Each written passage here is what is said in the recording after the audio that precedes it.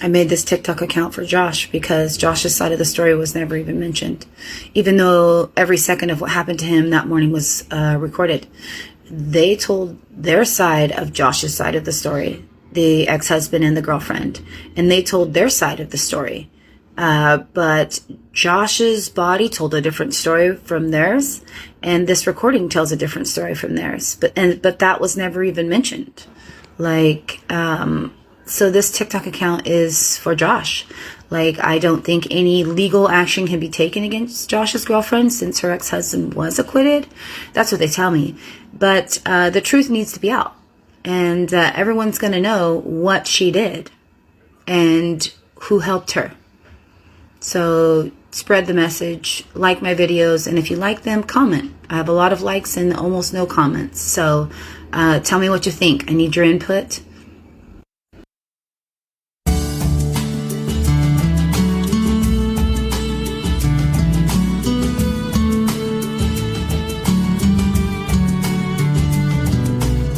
You're listening to Disinfecting Sunlight with Paul Vasquez. And now here's Paul. I almost never imagined that a loved one of mine would go missing. But if I allowed my dark thoughts to take me there, I always took comfort in knowing that there are so many volunteer organizations, city and county services in the Houston metro area that, God forbid, that moment ever came, folks would rush in to assist in bringing my family member home. Well, this year, in April 2021, my 19-year-old nephew went missing in the city of Houston while wearing a probation ankle monitor. No one, not an officer of HPD, not his probation officer, or any well-known search and rescue organization would help locate him. Texas EchoSearch denied to assist us, not once, but twice. We even talked to the owner. Police didn't take us seriously until we took to the streets interviewing people and got several eyewitnesses that saw my nephew murdered. The only organization that believed us from day one and fought beside us in the trenches was First Priority Search and Recovery. Sean, Jason, and the rest of the gang have become family members to us. I pray your family never knows this pain, but I trust that if you do and you need help locating your loved one, that First Priority Search and Recovery will treat your family member like their life matters. Believe it when I tell you that bringing families back together is their first priority. And if you need them, you can visit their website. It's first, that's the number one, ST, priority, SAR, as in search and recovery.org, or you can give them a call at 979-645-1177. Again, that's 979-645-1177. First Party Search and Recovery. Thank you. When Houstonians need real, unedited, and unfiltered reporting about what's going on in their city and in their neighborhoods, they don't bother with the mainstream media. They always have an agenda. Instead, Bayou City residents turn to the one and only Grizzy Castillo over at Grizzy's Hood News on Facebook. With her dedicated and interactive community, she helps give stories too often overlooked by the big networks the spotlight they rightly deserve, and sometimes even changes lives in the process. Check her out at facebook.com/Grizzy's Hood News. That's GRIZZYS Hood News, and Grizzy's Hood News exclusive. Facebook.com/Grizzy's Hood News. It's caught on fire. Started. Got it. Hi, audience. It's Paul here with Disinfecting Sunlight. I have Jess with me. If you've been following me on TikTok, which of course you should be following me on TikTok at Justice for Little AJ, then you'll know who Jess is. Why am I pointing that way? You're over here. So you'll know who Jess is. Jess very sadly lost her brother. He was murdered, Josh Pacheco, and that's why she's here. So let's start in the beginning. We'll obviously get to the murder and your quest for justice, because that is why we're doing the episode.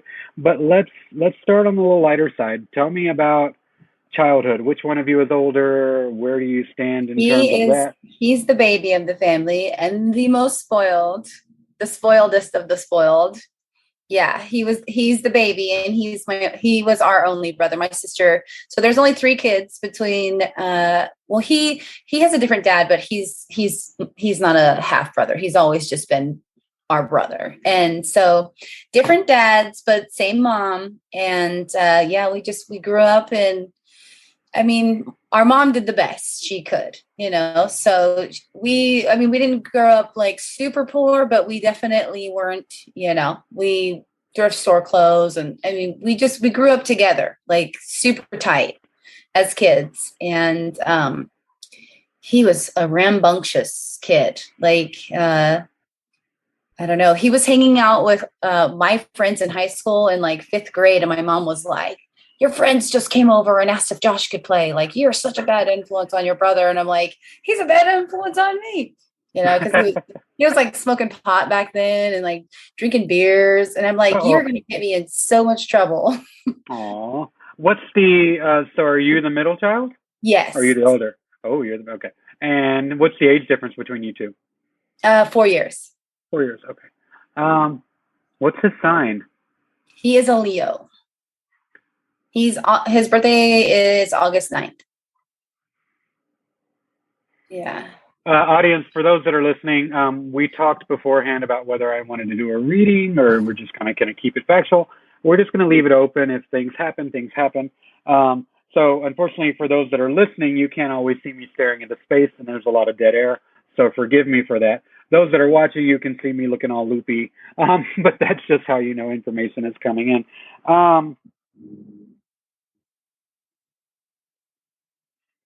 Did he take up for you once when you like snuck out to go to a party or something? No, that was me taking up for him. Oh, Yeah. okay. Tell me more.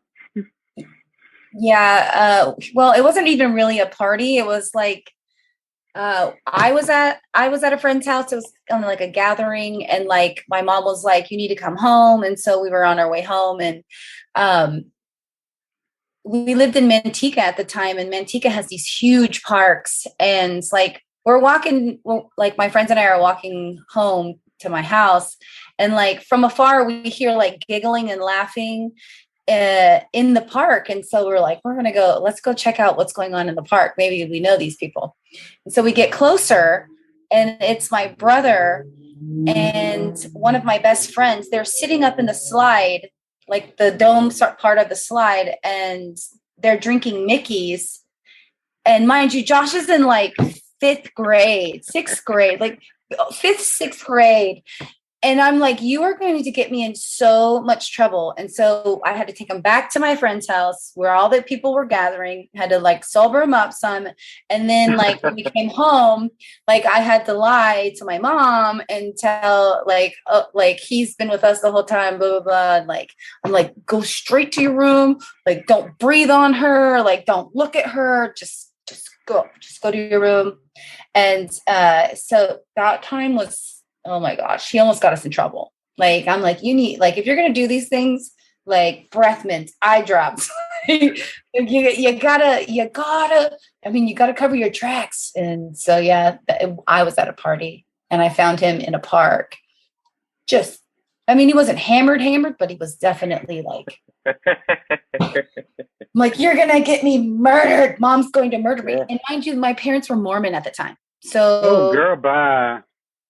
They would, my mom's gone through every religion, like Pentecostal, Catholic, like, she's been through them all. So, but yeah, they were Mormon at the time. And I'm like, you're going to get me murked.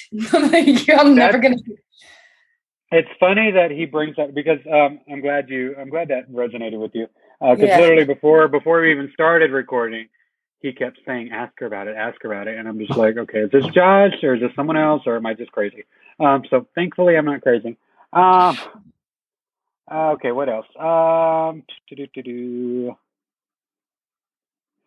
We may have talked about this already, but was he a troubled pregnancy? No. Okay. Because I often find the case of Nora, AJ, Vanessa Guillen, a lot of folks that die young are usually troubled pregnancies. I don't know why. It's just the dots that I've connected in my years of research here.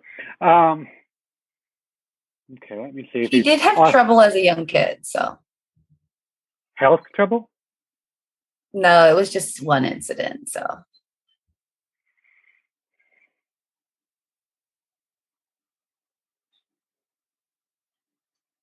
Audience, if you're listening, I'm channeling right now, so just bear with me.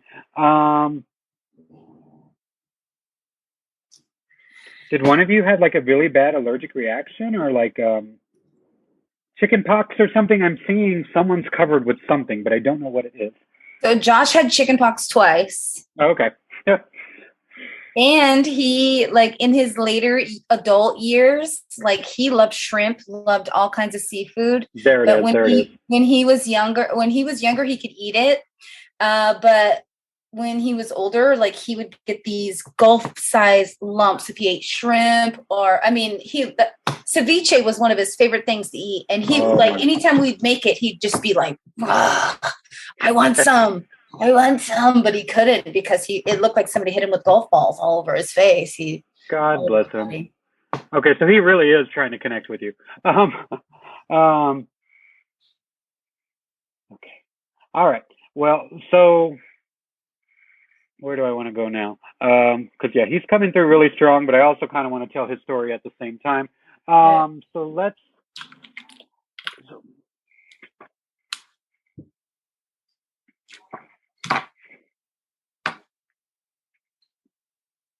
Okay, I'm trying to figure out where I want to go here. Bear with me.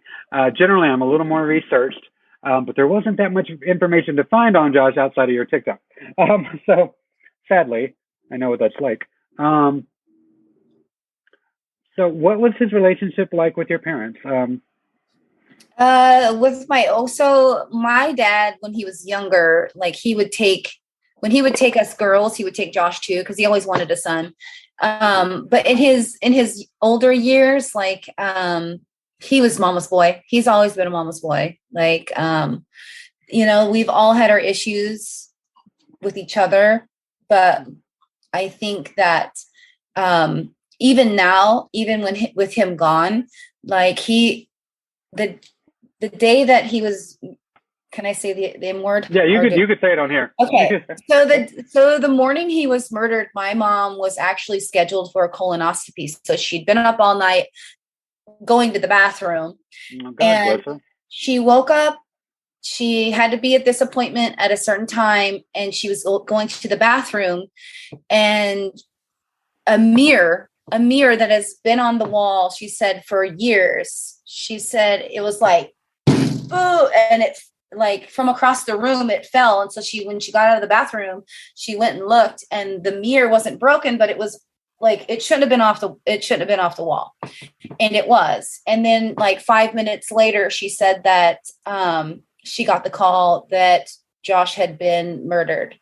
And so and then, like, a couple months after Josh was murdered, she was sleeping, and Josh came to her and was like, I didn't feel anything. And come to find out through that recording, he was paralyzed. He says multiple times in that recording that he's paralyzed. So that just validated for me that was Josh talking to my mom, saying that he didn't, because she was worried, because when you're shot 8 times and you're laying there and no one's helping you, like, you know, there's going to be pain associated with being shot. And, like, Josh told her, he was like, I didn't feel anything. And he's right. He didn't feel anything. Did we already talk about this? Or am I having deja vu? We haven't talked about this? No. Okay, so it wasn't you that asked me if Josh felt anything. Mm-mm.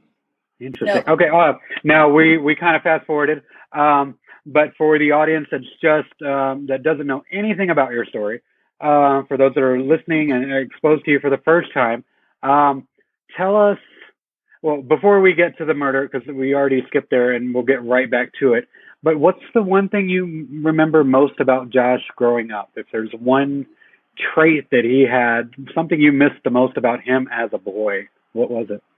I think just us being together all the time. Like, we weren't twins, but we were together all the time.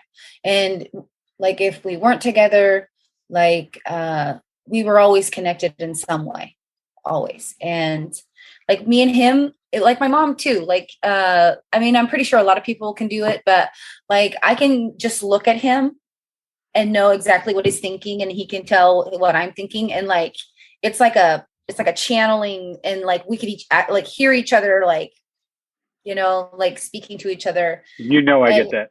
Yeah. And so, like, that's what I miss most. Like, I just miss him, his goofiness. And did he thump you and pull your hair a lot? He was such a jerk to me as a little kid. Okay. Yeah. Okay. Because I Yeah, feel like he's trying to go behind you right now and just right. annoy you. He just he as a kid, like when he loved Ninja Turtles, like as a kid, and as soon as the Ninja Turtles would go off, he would like start his little karate chops. I can remember he had like these little cowboy boots with like the metal, and he'd be like, oh, he was always like me and him. Let me tell you right now, like me and him have fought. And like when he would introduce me to new people, he'd be like, hey, this is my brother, Jesse. And they'd be like, what? Like, what the fuck are you talking about? Like, why do you call her your brother? And he's like, cause she'll beat your ass like a brother. Like he's like, cause she beats my ass like a big brother would. Cause we've had our good times and we've had our very bad times. And we've both like cartoon cats in a cloud of dust, So, yeah. So yeah, he didn't pick on me. He was just little brother. It's just little brother stuff, like all little siblings annoy the shit out of you, So Well, see, I'm sure I was annoying, but me trying to pick on Connie, that was not going to happen. I know. Connie would kick my ass. Anyways, okay. Now, how did you? Okay, so we're going to go to the dreaded day, and then we're going to pick up from there. Take us back to the day that you found out that Josh was killed. Just like, how did your day begin? What was the weather like? Like, just kind of paint us the picture. Well, I'm going to take you back a month. So for a whole month before Josh was killed, I could not get with the program. And I kept telling people, I'm like, I don't know why I feel this way. Like, I knew I wasn't pregnant because you have to have SEX to be pregnant. But those emotions, like there was just a disturbance in the force. And I couldn't pinpoint what was happening, why I was feeling this way. But it was so disturbing that my I don't do drugs. I can't do drugs because they don't work that way with me. But my family was like, you need to be on something, or you need to go see someone. And I just couldn't explain why. Like it was just being stretched all over the place and being frantic at the same time and not knowing why I was being so frantic about. Like, I don't know. It was like being manic, and I could not pinpoint what the hell was going on. All I can explain, like, it was just like a disturbance in the force. That's all I can explain it as. It was just a disturbance. And the morning that this happened, I was at a friend's house, and I woke up in a panic. And the first thing you do when you get up in the morning is you grab your phone. And my phone was dead. And so for like 10, 15 minutes, I'm like, I need a charger. Does anybody have a charger? I need a charger. And they were like, calm down. Like, go, like I was going to go home and get a charger. And I was like, I need a charger right now. Like does anybody have a charger? And like a buddy of mine went out to his trunk and got me a charger. And for some reason, I'm like sitting there like this, like I'm just like, 1, it's charged to 1, charged to 2, charged to 3, like 3%. And my leg's shaking and I'm just looking at my phone and I have no fucking clue why I'm doing this. And then at 3%, I turned on my phone and my phone was ding, ding, ding, ding, ding, ding, ding, ding, ding, ding. And so I got the message that Josh was murdered over a text message. And that was from my mother because she couldn't get a hold of me because my phone was fucking dead. And she's like, your brother's been murdered. Where the fuck are you? And I mean, it just snowballed from there.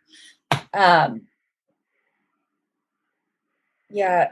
And then like my dumbass, like, I think I took like maybe 2-3 shots of vodka.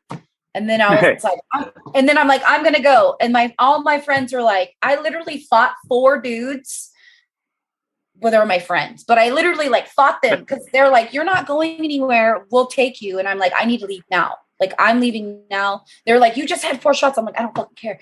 I don't care. They're like, you're going to go to the murder scene with alcohol in your breath. You're going to get arrested. And so one of my buddies, Joe Parcher, bless his soul, he was like, I'll drive you. So we hit the liquor store and then we headed out to Gerber. And so how far are you? How far are you currently, or how far were you from Gerber, California? It's about 30 minutes. Okay. And the whole time I got the text message from my mom. I called my sister, and she deals with things differently. So I was like, what's going on? I said, Mom just texted me. And she's like, yeah, I know. I already know. And I was like, well, I was like, are you going to go out there? And she's like, she just started this job probably 8 weeks before. She's an LVN. And so she's like, I can't leave. And so I hung up with her. I called my mom, kept calling. And no, my grandma wouldn't answer. Nobody was fucking answering. So the whole drive out to Gerber, I can't get a hold of anyone. Mm. And we get to Gerber, and my friend was going to park behind the crime scene tape. I was like, drive through that motherfucker right now. Just you drive through it. And we drove through it, and we parked behind. There was 2 white vans on the lawn. And me not being in my right state of mind was still thinking, what the hell are those vans doing on the lawn? Because I couldn't see Josh, but I could see the curtain that surrounded him.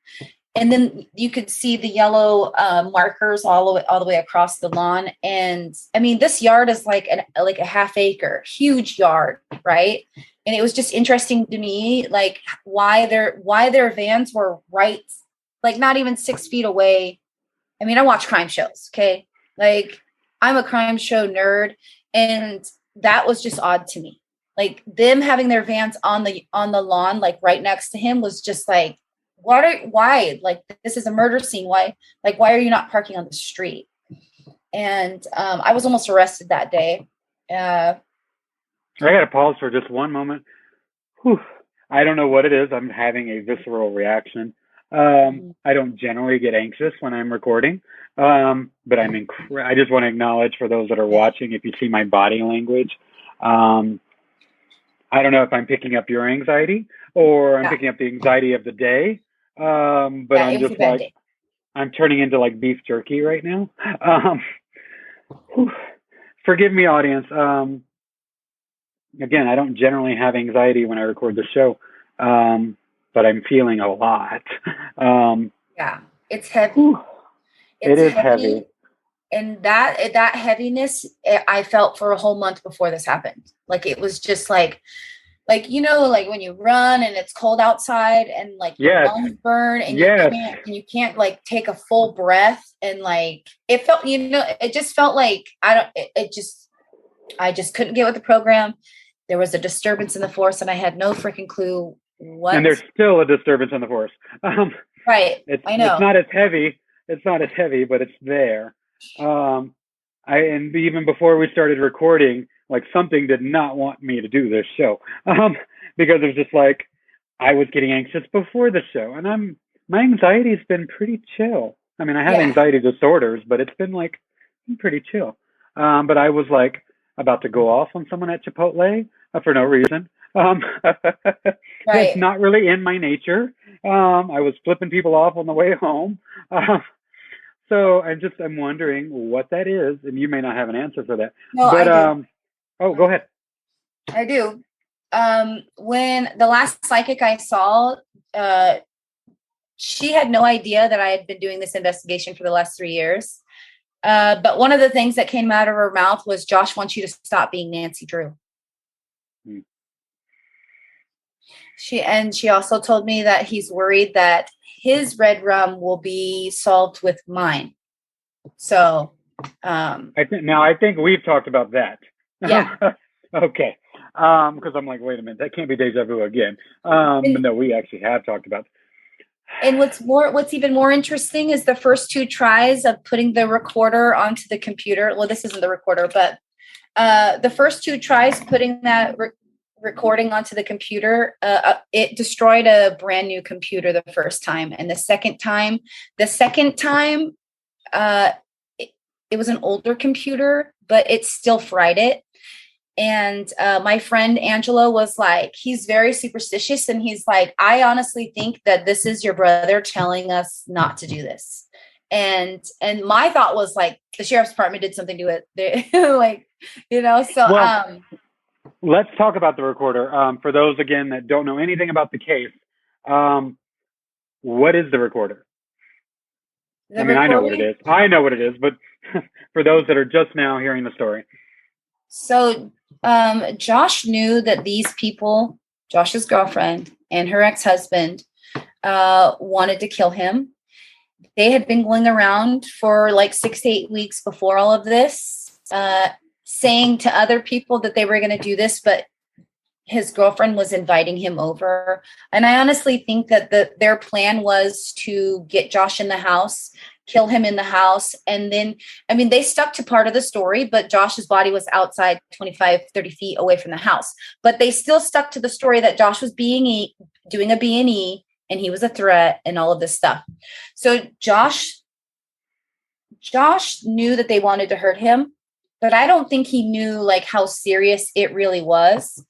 So he had a recorder in his pocket and he caught 5 minutes and 58 seconds of his red rum. And it's like the whole thing, mind you, Josh's girlfriend said that she was so sound asleep that she didn't hear a 9mm high-powered carbine rifle go off 10 times. And from where supposedly they say Josh's body was to her bedroom is less than 15 feet. So she said that she was sleeping. I have people that said that they were doing hot rails with her when Josh came over. When Josh came over to get his stuff out of the shed, like he didn't even have to go into the house or onto the property because the shed is right next to his house. Let's pause right there for one moment. Okay. The reason I say that, now I'm going to get real witchy for just a moment. Audience, go there with me. I promise I won't lead you anywhere bad. I have felt something very demonic and something very dark. As someone who's recovering from a meth addiction, I can tell you what kind of energy that invites in. Hot rails generally are meth. Correct me if I'm wrong. I didn't know what those were until I looked it up. Yeah, hot rails, for those that, well, most of my people that are listening are in recovery. They know what hot rail is. But for those that are listening for the first time, a hot rail is when you light a crack pipe stem so hot that when you snort a line of meth, it vaporizes as you snort it. It's a very strong high. As someone who has way too much experience with that drug, I can tell you what kind of energy that invites in, and it's nothing positive. Now, I didn't want to get all supernatural, but I've been feeling it the whole time. And once you said that, I'm like, oh, there it is. They call that the devil's candy for a reason. And I don't think they're exaggerating. I don't think they're exaggerating. I don't think it's Josh that wants you to shut up. I think a part of it is, but I think it's something evil. I don't think it's Josh isn't evil. There's something that just wants you to stop because there's just evil attached to this. And I know how like witchy that sounds, for lack of a better phrase. No, you know what? To be honest with you, like I don't even want to say its name. No, see where I come from, we name it, baby. Name it and take the power out of it. Right. Well, I got to grab Jesus. Jesus, take the wheel, baby.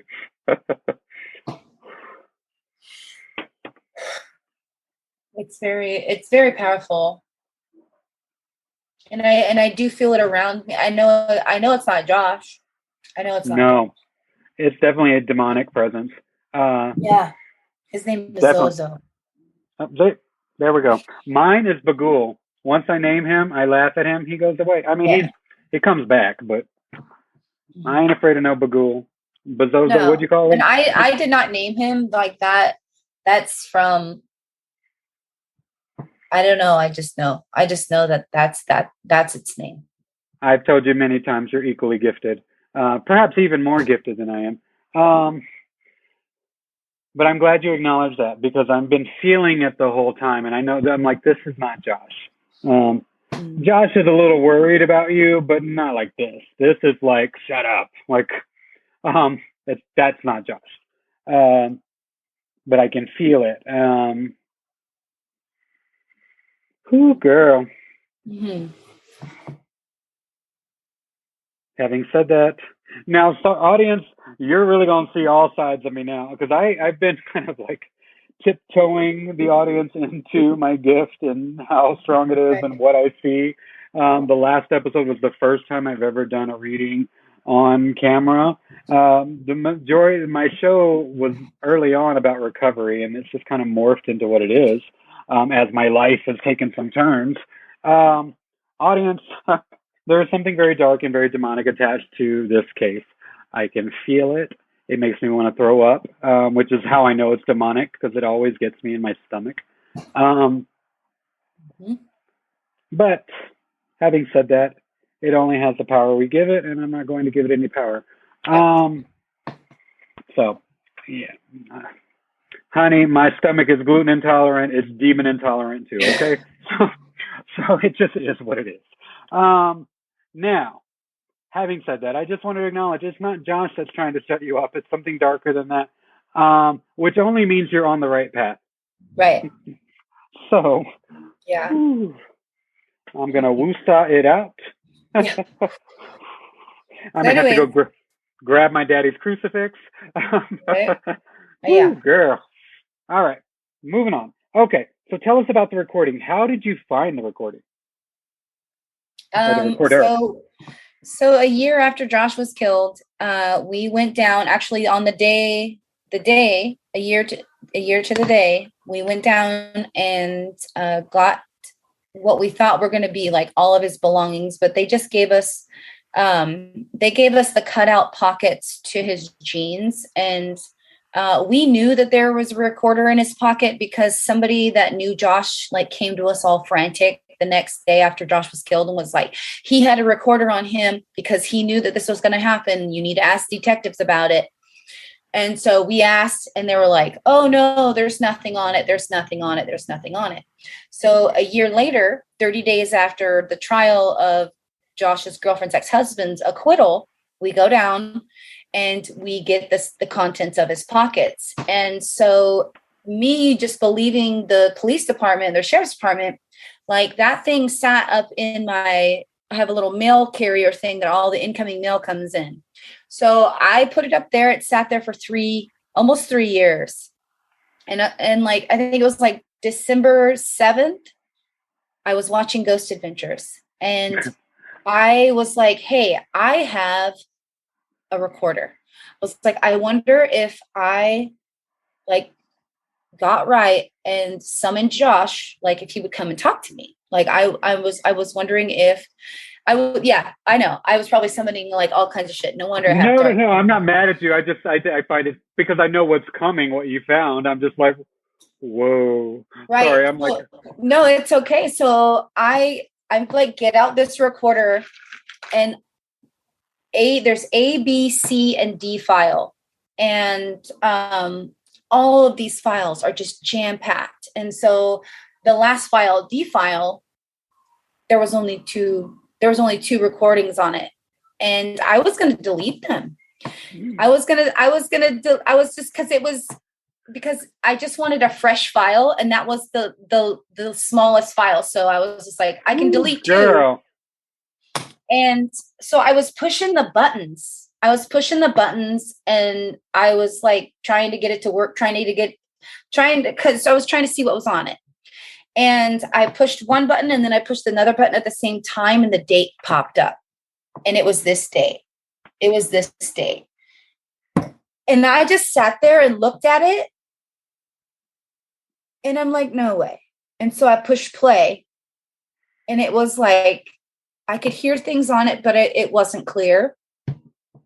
And so I woke up my sister. I was like, Sarah, give me your headphones. Because my sister and I live together. And I was like, Sarah, give me your headphones. And she was like, what? Why? And I just turned the recorder around and showed her the date. And she's like, no fucking way. She's like, no way. She's like, what? She's like, what possessed you to get this recorder? I'm like, fucking Zach Baggins. I'm like, Zach Baggins. Like, and so as I'm watching fucking Ghost Adventures, I have these headphones in and I played over and over and over and over. And then the next day I went and got like an RC jack that went to my phone headphone plug-in thingy to the speaker outside. And I started playing it on that. And then I started listening to it like super loud and recording it. And then I think it was like maybe a couple months later, my friend Angela was like, hey, I can help you get this recorder onto a computer. First computer crashed, brand new. His computer was brand new. He'd only had it for like a month, right? Completely shut it down. It still to this day does not work. Second time, it was an older laptop. Put it on there, nothing. Like it broke the goddamn computer. It will not work. It will not even turn on. And Can I pause for 1 second? Yeah. Because I'm getting like all kinds of I pay attention to numbers. That's how my gift started. That's really how my gift started. AJ always comes to me in the number 19 without fail. It's not lost on me that 19 is how old AJ was, and 10 is the day that he was born. He was born on December 10th. Just saying. Oh my gosh. And we should probably talk about this off the air, but if you have the digital file, I forgot that I pay the subscription to this really expensive like audio converting software. This is how I do my podcast, which will cut out a lot of the noise and isolate the vocals. So if you have a digital file, I'm sure we'll talk about it. Oh, I do. I have multiple copies. Send it to me and let me see what I can do because it's automated. I just click a couple things and let it go. But I pay for it. It's what I'm going to do to this podcast when we're done.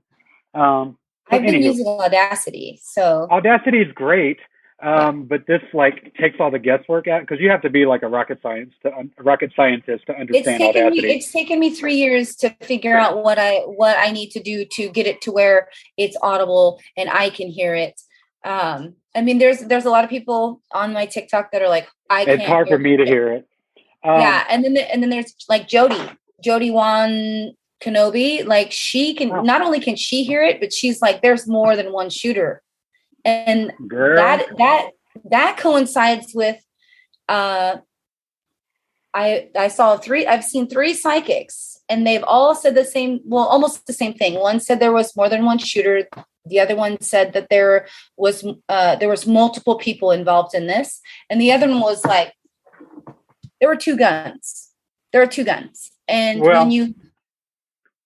I can tell you what I see in the first thing I think of when I go to that night, I see a woman antagonizing Josh, waiting for him to like raise his hand. And then the moment he does, because she's got him there, is when he's like bum rushed.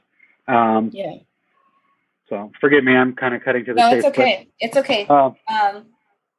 She knew exactly what she was doing, allegedly. Yeah, she did know what she was doing.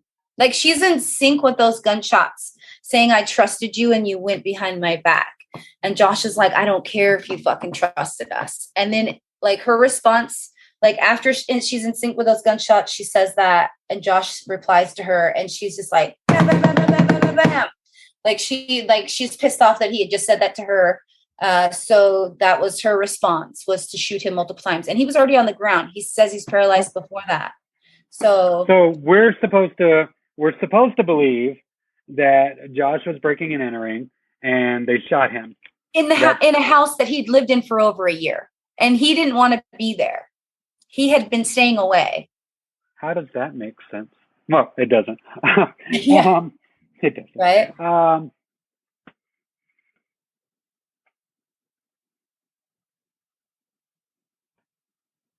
Is there a Caroline or a?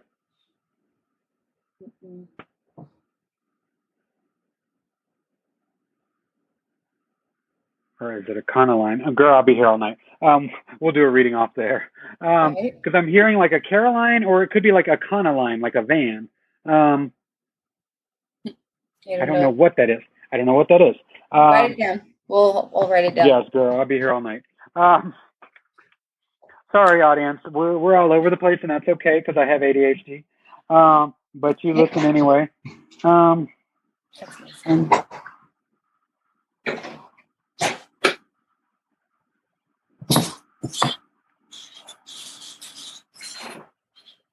Okay, I gotta stop. Because I'm like channeling really strong, and I need to finish the episode. Okay, so so you got the recording. Tell me about the first time you heard something, like something connected to Josh. What were you feeling? What was going on in your head? Like, what the fuck? My jaw was on the ground because for the first 3 years, we all we believed the narrative that Josh's girlfriend's ex-husband was the shooter, and he was acquitted, and there was nothing that we could do about it. And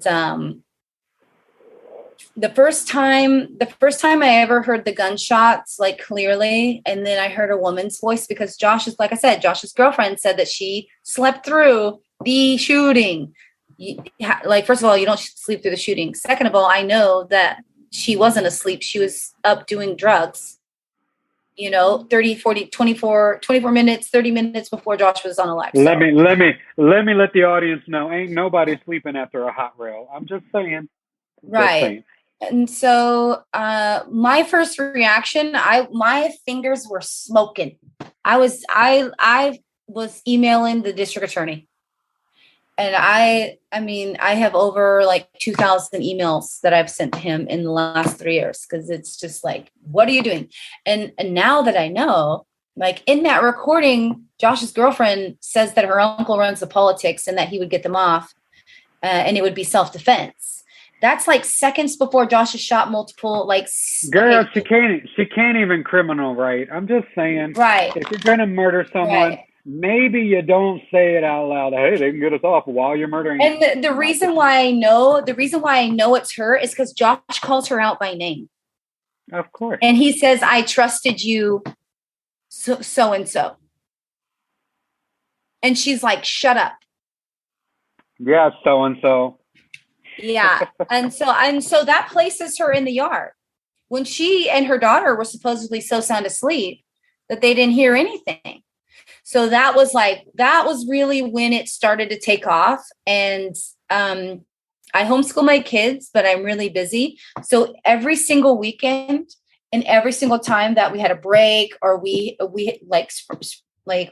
just were going into Christmas break when I found this recording, because I found it on like December 7th. And so that whole Christmas break, I had time to work on it, watch YouTube videos, tutorials on how to work Audacity. And it's interesting. I go back 3 years ago and I watch the videos that I made, and then the videos I have now. I'm just like, oh my gosh, like, I've come so far, because there's a lot of people that can hear what I hear. There's a lot of people that can't. And I think if I had the actual file, I think I could hear it a lot better than trying to hear it from my phone through a TikTok video. Right. And I would like to, if you can, I would like to edit a couple of the files together and include on the podcast so people can hear it and know that you're not pulling this out of your ass. Sorry, I didn't mean to cut you off. But yeah, I would, if with your permission, obviously, would like to include some of the audio. Maybe not all of it, but just some of the like telltale moments. Because ultimately, I would like.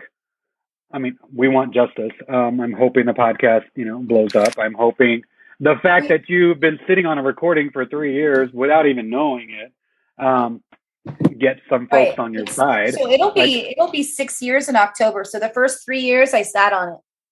And for the last 3 years, I've just been like, my family is not like, oh, fuck, here we're talking about this again. But they're like, I can tell that it hurts them to the point where they can't hear it, and they don't want to. They know that what I'm doing is for the better, for the good of Josh.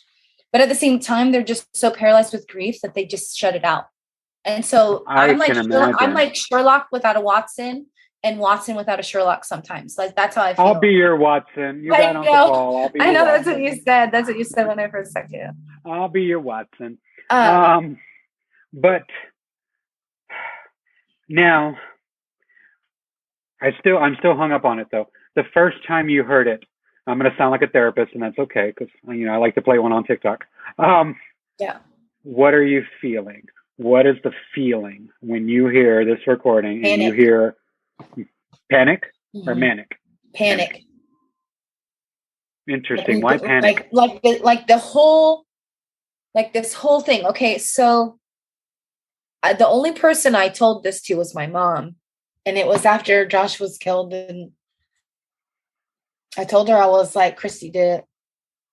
And like, with understanding the circumstances, like, I would say that, but it was just this, so almost like the month before, like it was just this, like I couldn't, like, that's all I could think about was, Christy did this. And when I found that recording and I actually started to clean it up and I heard that female's voice, and then I heard my brother call her out by name, it was like, holy shit. Like I was right this whole time. And when I told my mom, I said, here, listen to this. And she's like, holy shit. She's like, how long you been telling me that this is what's happening? This is what's happening. And I said, see, I told you. Like, I'm like, see, I fucking told you. And I mean, she has abilities too. Like I'll get into that on another podcast, but she has known some shit that she shouldn't have known. And it led to a divorce. And girl. So I'm just connecting with you on so many levels because now granted our case has not been 3 years. But I remember, just to connect with you for a moment, not to make it about me, but just so you feel like you're not alone. I told this on my TikTok, but in May, the day that Connie called me to tell me that little AJ was missing, I knew that he was dead. I knew it. I couldn't tell her that without breaking her heart, but I knew it, and I sat on it. And then, like, maybe a few days after, as they're starting to post flyers and things, I start having visions, and I literally think I'm losing my mind because I'm over here just working at work because I work from home. So I'm working, and I fall to the ground. It's like someone hits me, and I fall to the ground, and I start seeing a warehouse. Now, a warehouse, like a glorified shed. I start seeing a party. I start hearing voices. I start seeing little AJ running from the warehouse. And I see a crowd around him, and then I see his final moments. I thought I was going cuckoo for Cocoa Puffs until we got the ankle monitor report. And the moment I opened it up, this is 2 months later, I open it up to the last pages, and then I see he spent 41 hours at this one address. So I type it in Google Maps, and sure enough, it's a shady-ass looking warehouse. And I'm just like, you know what? I got to fucking be there. I need to go to Houston now. And 2 days later, we solved the murder. But don't tell HPD that. Right. Yeah, I watched that video, how you thought it was your brother laying with you in bed, and it was AJ. Girl, I wish I could post I got to find the original video, because I posted on TikTok that day, and then like 30 minutes later, Connie calls me. Right. It was May 11th. I remember the day. But I just wanted to let you know. Oh, that's the May 11th. That's the day my uncle passed away. He died in 92, May 11th. While the riots were going on in LA, and I could always just remember like thinking like, what a time to die. Like what, like we were there when the LA riots were happening and watching my uncle pass away. He died of AIDS. Oh, honey. And so he died May 11th. So. sorry. Now I'm channeling again. No, it's fine. Interesting how AJ, you got that call on May 11th. I tell people this until I'm blue in the face that everything is connected. And once we're gone, once we leave this mortal coil or mortal plane, it all makes sense. But I do believe everything's connected. I don't think anything is coincidence. I think, now I'm going to get really, really cuckoo, but I think that death and time are human constructs. I don't think they really exist. Right. I think, at least on the other side, time is not linear. It's more kind of like, I don't know. It's all over the place. So I'm going to get real cuckoo. So let's get back. Okay, so you're feeling panic. You tell your mom. You show your mom the recording. Now, you've been at this now for 3 years. Honey, I'm losing my mind after one. How are you keeping it together? Weed. We each have our thing, baby. No judgment. Right. Well, It's legal. for the first year, I kind of, well, not, it wasn't a year. It was maybe 6 months after Josh died. Like I'm not a really big drinker because I'm a lightweight, and I picked up drinking, and I drank two 11% tall cans and ended up blacking out and waking up strapped to the bed of a hospital bed the next day. And then I did a 72-hour hold because supposedly I went psycho. And like I said, drugs don't work the way drugs work with other people. And the nurse told me that I kept telling them that uppers are downers and downers are uppers. So don't give me anything. I'm just drunk. I need to sleep. I don't remember saying that, but I was just like, I'm like, supposedly they came in, they were like, we're going to give you some medicine. And I was like, no, I don't remember, but they were like, we're going to give you medicine. And I'm like, no, like, don't do that. To this day, I still don't know what they gave me, but the nurse came in the next day, was like, we should have listened to you because you were drunk and crying and upset. She's like, but when we came in, like they had to strap me down because I was so like adamant, I don't want any medicine. I don't. And she's like, the first one, she was just like, you went from like 1 to 10. And she was just like, we thought, you needed another one. And so supposedly they gave me 2 shots in each of my leg. And she's like, I've never seen anybody come up off of bed. She was like, it was like The Exorcist. And she's like, we had to literally strap you down. And like, I was bruised all over. Like I had bruises like on my arm. And she was just like, we should have listened to you. Because whatever they gave me, instead of calming me down, like it just made me like straight up. And audience, so, for those that don't know Jess, we've talked personally, but Jess is one of those people where when she says uppers are downers for her, they really are, and downers are uppers. So like meth would probably put her to sleep, and 36 heroin hours probably, the first time I tried it when I was 18. Well, I'm glad you didn't get hooked. I'm glad you didn't get hooked. Like I can drink this much coffee, and I actually have to be careful. Like if I want a good night's sleep, I'll microdose coffee because it really does knock me out. God, I wish. It knocks me out. So it's like a sleeping pill for you, pretty much. And so I did a stay at the psych ward because they were like, you're crazy. And I was like, you're an asshole. I told you not to give me this medicine. I was just drunk and emotional. Like I'm not mentally unstable. I was emotionally unstable, and y'all didn't listen to me. And you gave me these drugs that obviously worked in the opposite direction of what you wanted. So now I have to spend 72 hours in a psych ward because you guys didn't listen to me. And you turned a drunk, sad girl into a fucking raging exorcist nightmare because you didn't want to listen to me. And so, but I don't really remember any of it. That was what the nurse told me the next day when she came in. She was so sweet. She was apologetic. She was so sorry. In fairness to them, you did come in after ingesting a lot of alcohol. So maybe they're like, okay, we're not going to take her word because she's obviously drunk. Right. And my sister's a nurse, and she's like, they shouldn't have given you anything. Like, if you're that intoxicated, like that could have stopped your heart. That could have given you a heart attack. Like they should have given you anything. No Ativan. I don't even know what they gave me to this day. I really don't.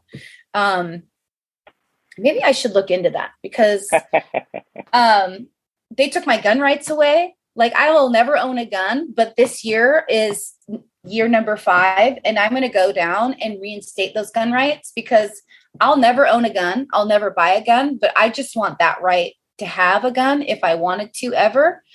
They stripped me of my gun rights. I might take that part out of the episode because I don't necessarily want those that are might want to do you any harm to know that you're unarmed. Just in fairness, unless you want that in the episode. Yeah, no, it's fine.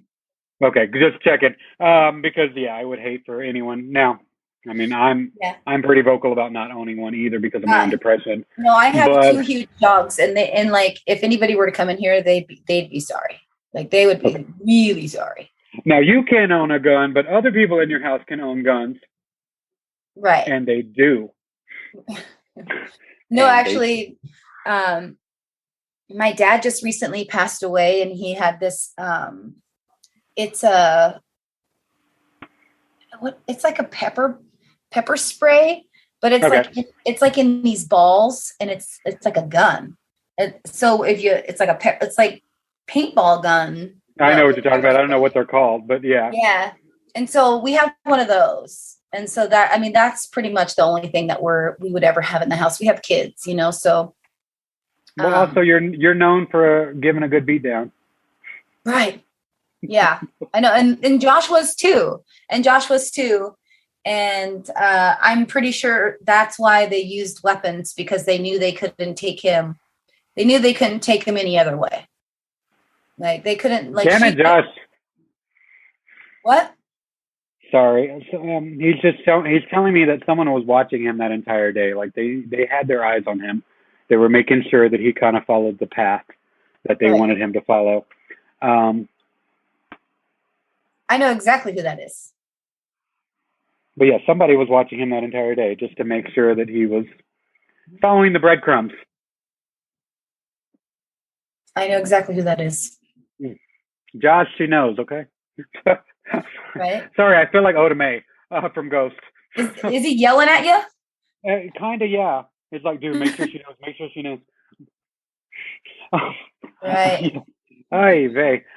He's a loud one. Right. I know the first time I ever talked to a psychic, I didn't tell her anything. I just sent her a picture, and she was just like, holy shit. He's like, she was like, he is over here yelling at me, wrongly accused. And she was like, he kept saying wrongly accused. And Now we she's got just you, like, bro. right. And I was like, Bubba, stop yelling at her. And she's like, no, he's not yelling at me. He's just so excited that he's finally connected with somebody that can connect with me. And she said he just kept saying wrongly accused. I was wrongly accused because they accused him of doing a B&E. They accused him of being a meth monster. They accused him of attacking he wasn't a meth monster. Definitely wasn't a meth monster. Does one of your daughters or one of your children have autism? No, but he does have major learning disabilities. Okay. Was Josh like obsessed with bacon? What? Was Josh obsessed with bacon? Yeah, he loved bacon. Okay. Now he's like, it's like the most random fun facts now. Yeah, right. Bacon. Bacon. Okay. That's very random. Definitely Squirrel. Josh. Yes. He's triggering my own ADHD. Kids, don't do meth. It's a horrible drug. It'll fuck you up and leave you all. And I'm not talking about Josh. I'm talking about me. Right? Yeah, because it has me all over the place. And he's not helping because he's like literally like circling me right now, like bro. He would do that in life too. He would come into a room and he'd walk around you, and you're like, what are you doing? And we always would like later on we'd catch on, but he was fart. He would walk in a circle and he would fart like a whale doing the bubble to catch the fish. Like he would walk around us and like circle us. And we would be like, what are you doing? And they'd be like, oh my God. Like, and he would just be like, and the whole time he'd be looking at us and like, what are you doing? Like he would circle us. Like he would definitely circle me. He was raunchy sometimes. But he was always joking. Like he never had a serious bone in his body. I mean, if you pissed him off enough, he would get serious, but like now he's trying to let me know that it doesn't bother him that I'm gay. He's like, it's really random. Totally random. Because in life, he did have issues with. Well, our uncle was gay. He was very flamboyant gay. Like But he Because could. But Uncle Henry could get he used the F like. word. He used the F word, but he's like, it doesn't bother me, bro, that you're fat. It doesn't bother me. I'm like, That's. I mean, that's one of the things I was thinking about because, I mean, Josh had his issues, but at the same time, like he was such a good guy. But he didn't have a problem with gay people. But he would say like derogatory comments, like any redneck freaking backwood dude would say. And so that was one of the things. That was one of the things I was thinking about. Like, is he going to really connect? Because he would have a problem with Uncle Paul being gay, and that was like one of the things that I was thinking about. Good job, Josh. Way to graduate from those. I think he's more excited that he can talk to someone than he cares about who I sleep with. Yeah. So it's like he's been waiting years. He's like, yeah, what does it matter? But also what I know about the other side is that once you cross over there, like nothing life matters. makes sense. Like things make sense. Like all these answers you have make sense. Josh, however, still likes to linger on the earth side of things. He's more, and now I don't pretend to be an expert at crossing over, but it doesn't feel like he likes being over there much. He feels like he likes to be raising hell with y'all. Right.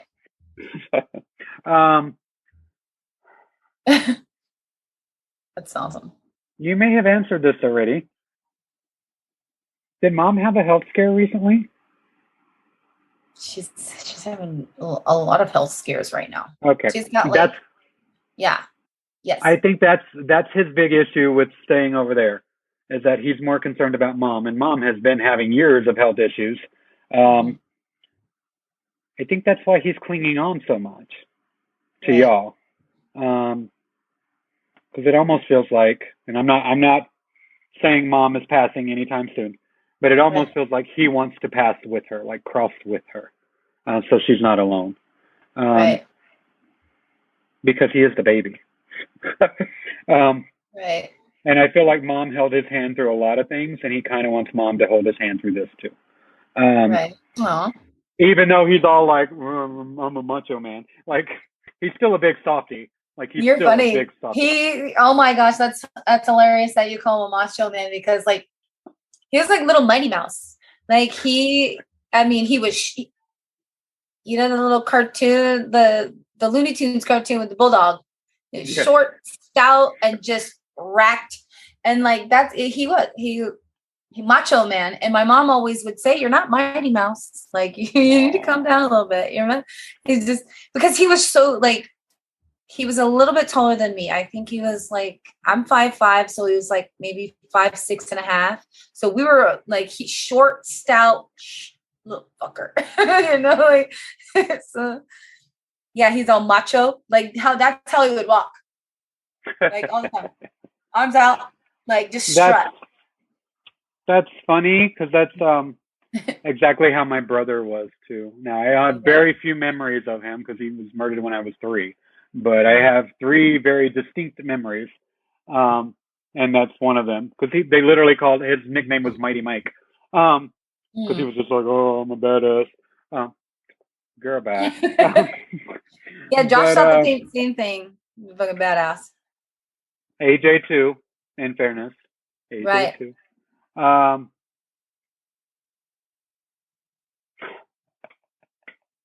Okay, there's so much I got to tell you off the recording, because I know the podcast listeners are probably like, what the f are they talking about? Because AJ is annoying the hell out of Josh. They're obviously talking because they're all together, because whenever I do the podcast, AJ comes around. But AJ's just like, bro, look at this, bro. And he's just like, dude, will you shut up? I'm trying to talk to Paul. Anyways, y'all, I'm not crazy, I promise. Okay, let's wrap it up here. For obviously, I'll put your TikTok handle on the video so they'll see both of them, just in case they ban the one, you still got the other. How can people help? Now I know Lady G posted about Josh today. Thank you, Lady G. Love you. Thank you, Lady G. I'm going to post that video with her permission, which she'll grant it to me. But I'm going to post that video at the very tail end of the podcast with the number of the California Department of Justice. Is there any other way that folks can help other than calling the California Department of Justice? Just be the voice of the voiceless, not just to Josh, like to all the stolen lives that have been taken from us. Like go and take the time and watch my videos. I have a friend, her name is Nikki. Her mother was murdered, and the murderer is still free. And it's a cut and dry case on her end and what happened to her mom. And so just take the time, if you have the time, to watch these videos and come to your own conclusions. Tell me what you think. Like tell me what your conclusions are. What do you think? Like I don't need the recognition. I need that to be validated, because the more validation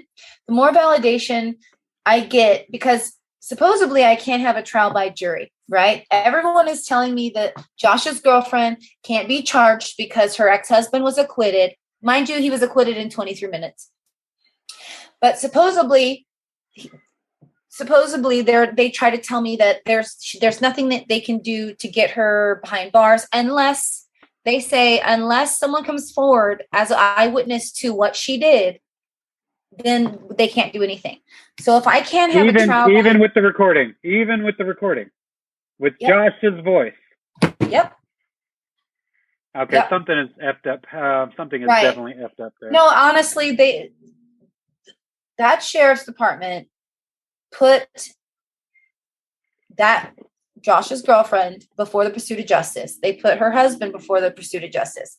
So if I can't have a trial by jury, I'm going to have a trial by community. And like 7,000 people are going to be judge, jury, and people are going to know. Like I said in a video that has like 100,000 views, like everyone's going to know what she did and who helped her. And hey, public opinion, the court of public opinion can oftentimes be stronger than, sadly. Right. And forgive me if just piggybacking on what you said, y'all, the thing I think I've learned through the Justice for AJ movement, through Justice for this Josh and other Josh, there's so many Joshes, God bless you. But the movements that I'm taking part in now is that the powers that be, the authorities, the judicial systems, they're asking us to suspend logic and not use our brains and not use our common sense. Because if you pay 5 minutes of attention to most of these cases that are laid out in front of you, you're not an idiot. Like it's open and shut. AJ's case is literally open and shut. Josh's case, Josh names his killer. I can say it. I almost said unaliver. I can say it here. Josh named his killer. And yet she can't face any charges. What kind of bullshit, fucked up system? Sorry, you got me. Especially she painted herself into a corner. Like that is the easiest alibi story to stick to, because she had an 8-year-old daughter that witnessed it too. So the easiest story to stick to for an 8-year-old is I was sleeping and I didn't hear anything. And she reiterated the same thing. Her statements over and over again was, I didn't hear anything. I was sleeping. I didn't hear anything. So that's the easiest bullshit story to stick to in the alibi book. But she painted herself in the corner, because now I have her on recording. You absolutely do. And at the beginning, before we did it, during the pre-interview, I said not to mention her name. But now that I've laid it all out and you have it on recording, if she were to sue for slander, she would have to prove that you were lying. And she can't really do that because you have it on recording. So please say her name. Please say her name. Her name is Christy Bishop. Ooh, what a bishop. Sorry. Mm-hmm. Yeah, bishop, what a bitch. Please. Girl, bishop. Putting the bitch in Bishop. Sorry, y'all. Sorry. Okay. Christy Bishop, I'm calling you out too. You got Uncle Paul here. Because you would literally have to prove that we're lying, and that you'd have to say we're lying, and you'd have to prove that, and the audio recording states otherwise. So bring it, baby. She also supposedly she's going around telling people that she has Josh's son. And she was like maybe a week or two pregnant, maybe 3 weeks pregnant when she did this to Josh. Not only was she high on meth, she was pissed off that he was. She was pissed off that he was leaving, and she had those pregnancy hormones going through her body. So it was definitely overkill. Like, you don't shoot somebody 8 times, twice in the back and 6 times in the chest. That, like, it wasn't a B&E. It wasn't self-defense. It's classic case of overkill. And I would love to have a profiler take a look at this case. Tell me if it's a male or if it's a female, because I bet you anything would come back. Like, the profile would come back. That's female. a crime of passion. No, actually, it wasn't a crime of passion because they had planned it. They had planned it. But see, the crime of passion is like, I'm mad at you right now. Boom, boom, boom, boom, boom. Fair enough. From the legal you're absolutely right. What I mean is, it did not go off as planned. It was not supposed to be 8 shots. Something happened that night, because I see her flipping like a switch. Just, I blame the meth and, being a cold-hearted bitch, but and the meth, and the meth. Yep. God bless that child. God, if that is Josh's child, God bless. She named it after him. She named it Cole. She named the baby Cole Joshua Daniel Pacheco. And then a month later got on the stand and testified in her ex-husband's defense. That's how twisted she is. Okay, we have to have a happy thought to end on, because that just turned my stomach. Lady Guinevere. Lady Guinevere. Lady G. Baby, if you're not following Lady G, you got to follow Lady G. I'm so nervous, but at the same time, I'm like, finally. And will you please do me a favor? Will you talk to her, and maybe hopefully she can do a story about Nikki's mom? Because I will do I try not to, because she is a personal friend now. I try not to. Okay. Well, I don't want her to think I'm using her for, clout or anything like that. I'm going to ask her because she is need recognition too. I'll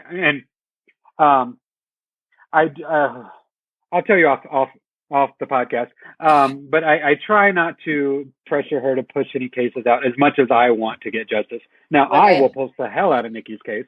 Right. Typically, when she sees me really passionate about something, she takes notice. But yeah, we'll talk off here. Thank you. Absolutely, because that is a case that means a good deal to me too. After I started, again, 5 minutes in that case, and I'm like, what the fuck, people, really? Right. it's another one of those no-brainer. Yes, it's a WTF case. I'm going to start a whole playlist on my TikTok called the WTF cases. Like, Josh is going to be one of them. Nikki's mom's going to be one of them. AJ, now, how do you want to end this show? In Josh's honor, what do you want to end this show on?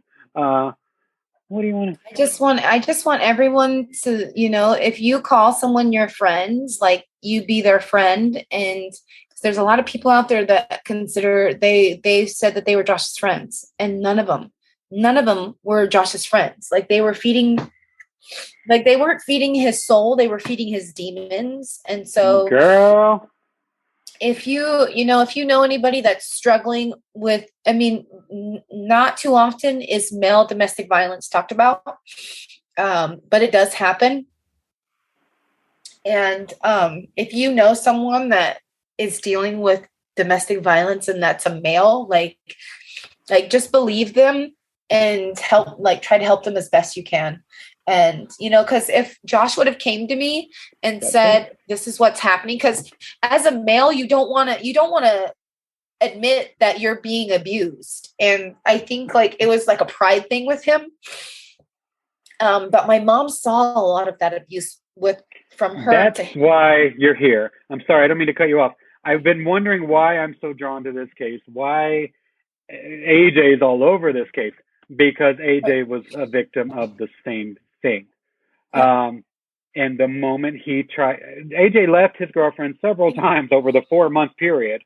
And then whoever he was with, she would be blowing up the phone, and I know you're with him. Like, I've got screenshots. And so that's the connection. That's why AJ is so passionate about this case, and he's been pushing me towards you, is because they share that commonality. I'm not, and I ain't trying to paint AJ as no saint. He definitely No, did put his hands on her.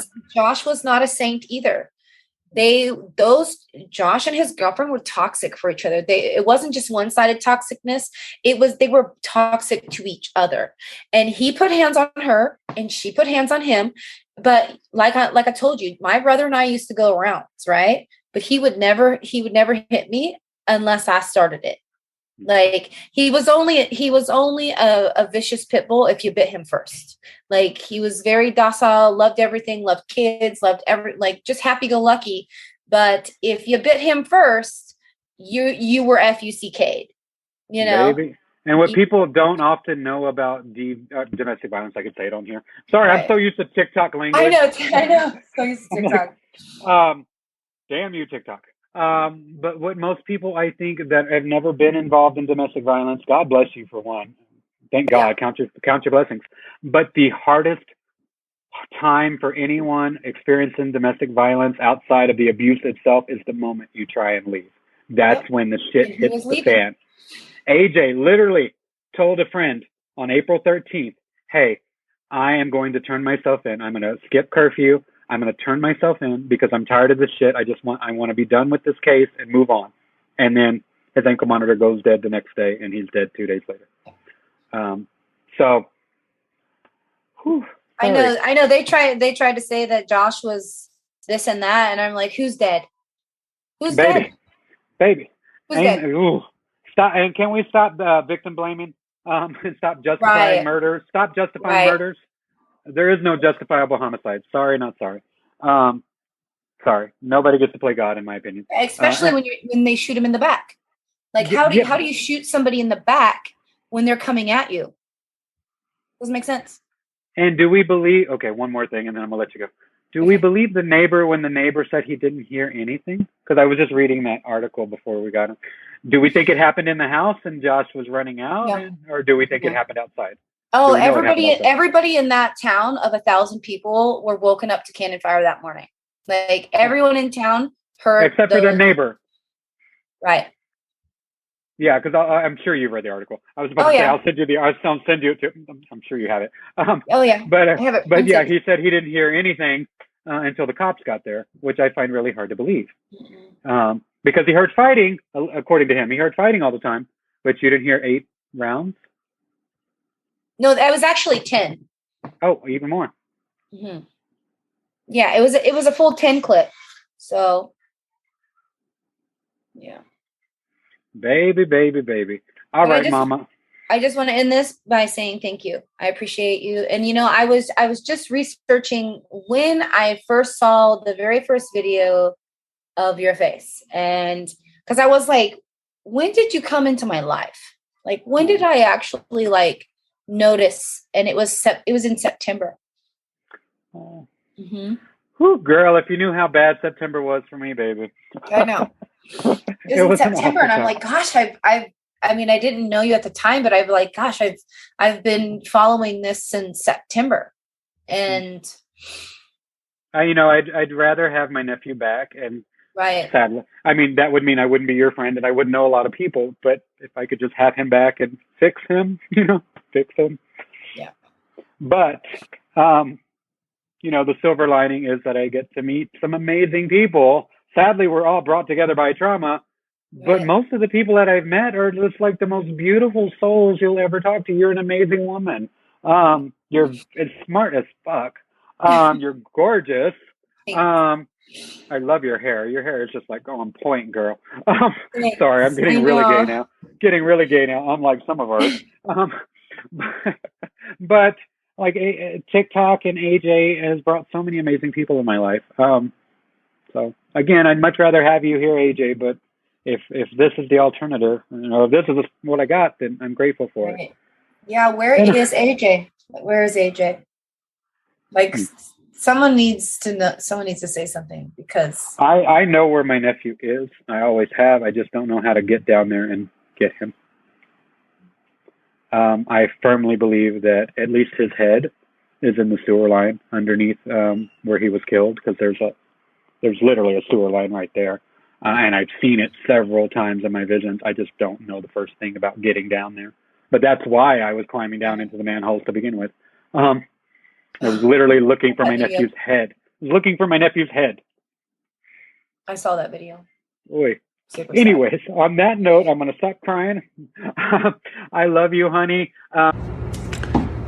What did y'all think of that? You'll notice that I did a reading during the episode.